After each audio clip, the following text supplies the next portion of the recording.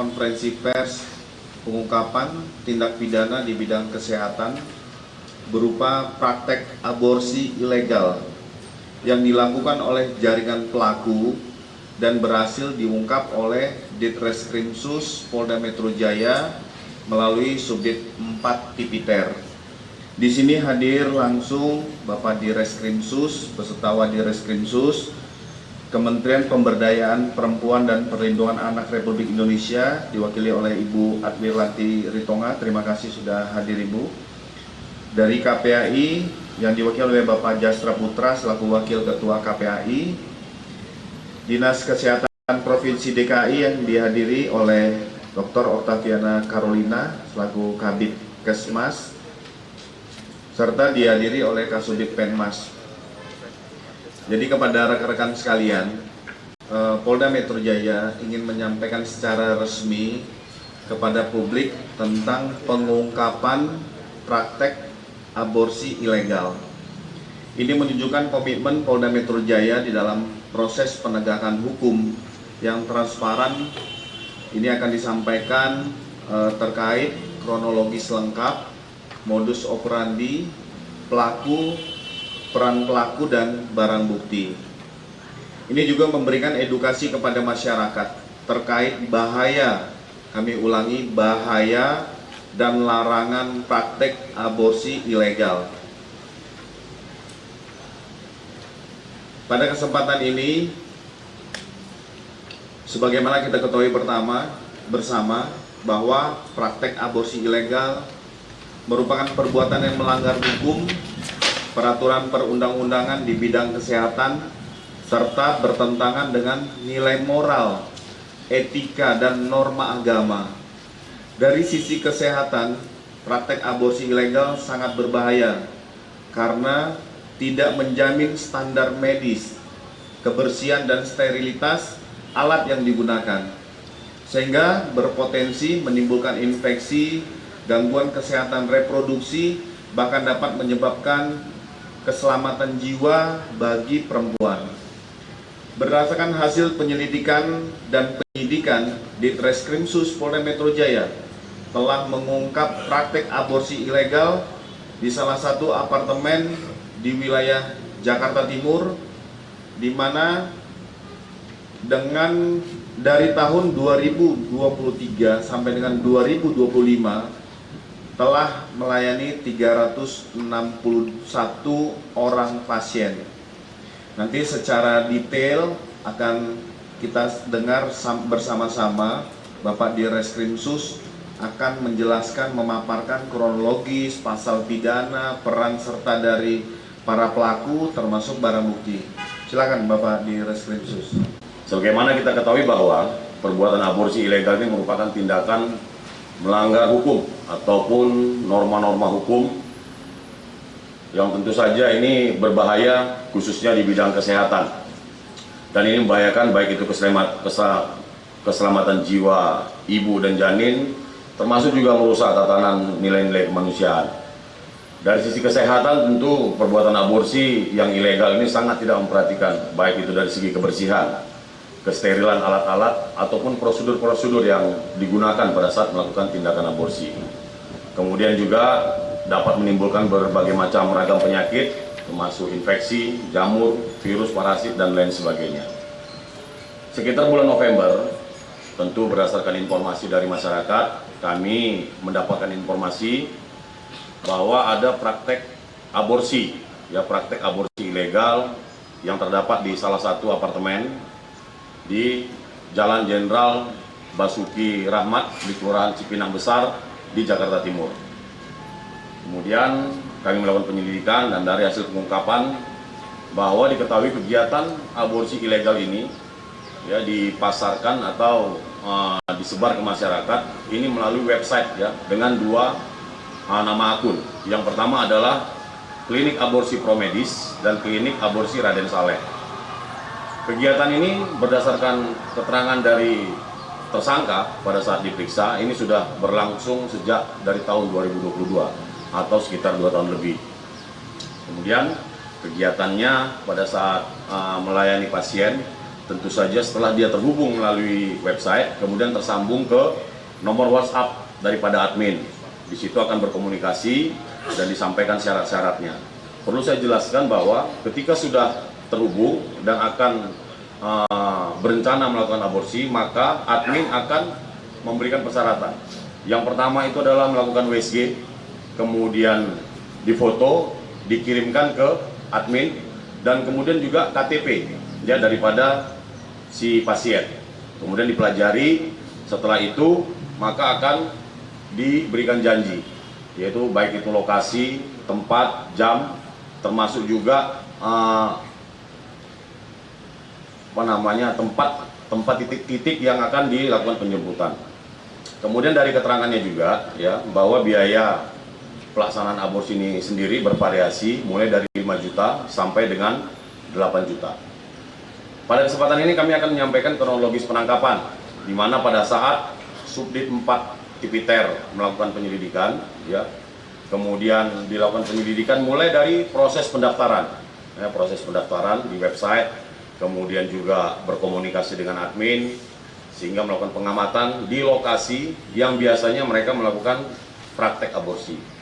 Kemudian setelah melakukan pengamatan, tepat sekitar bulan November, ya, petugas menemukan 2 orang wanita berinisial KWN dan berinisial R berada di lobi selatan di salah satu lobi selatan apartemen ya yang ada di Jakarta Timur.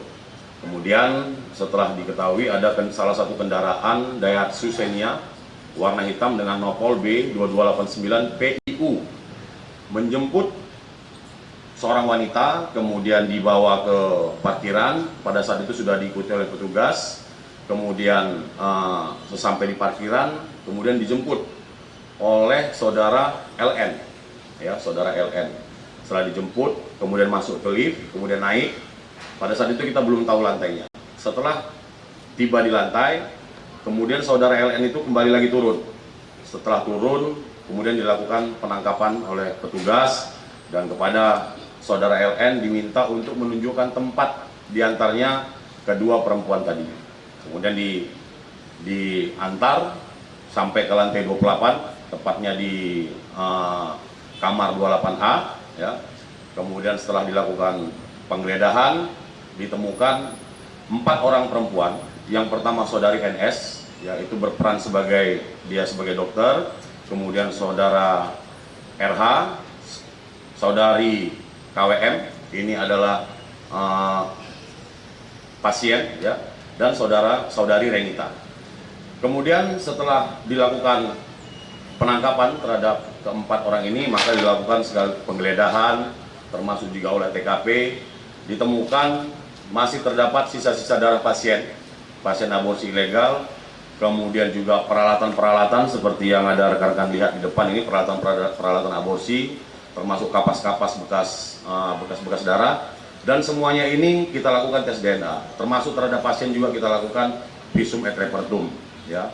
Dan hasil DNA tentu saja darah yang terdapat di kapas maupun di sisa-sisa darah yang ada di TKP ini sesuai dengan salah satu pasien yang sedang dilakukan aborsi.